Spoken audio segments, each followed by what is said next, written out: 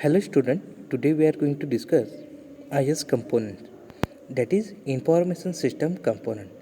In yesterday's lecture we discussed the things which are related to the information or introduction to information system. Then we also discuss the what are the different information system, how the process which is to be perform on information. So basically we say that in a in a technological manner we are increase our higher technology, but in a other hand we also say that our information is not safe. Okay, here we say that all the information which is to be stored on the online mode or digital mode, but there may be a chances that our database which is to be used or hacked by the another user, and that might be a huge loss to that individual person, individual human being, and uh, or organization. Okay, now today we are going to discuss the is component. So what are the different is component?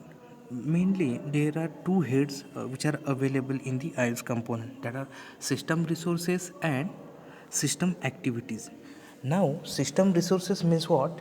What are the different resources? So resources doesn't matter that the hardware or software is there. So resources, people is also resources, then hardware is also resources, software is resources, data, network and information system. And in the information system activity, what we have? We will have input, data storage, processing, output and control. Now in a input system, information system resources, so what is people? So people are those who are going to use that system. People are those that are is specialist, end user. In hardware, what we will have? Machine, media. In software resources, we will have program, procedure, how we are going to proceed our information. Now data. So database data, yesterday we discussed this. Data is actual available fact that can be recorded and have some meaning.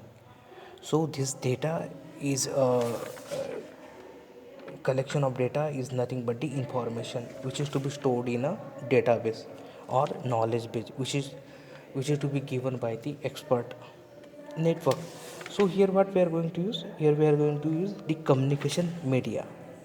Now system activities. In system activities, what we are going to do? We are going to use the concept of the input.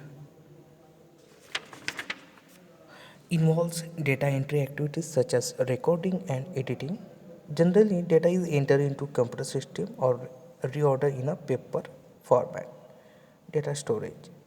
It involves maintaining and organizing records such as the customers, employees, and various other parties.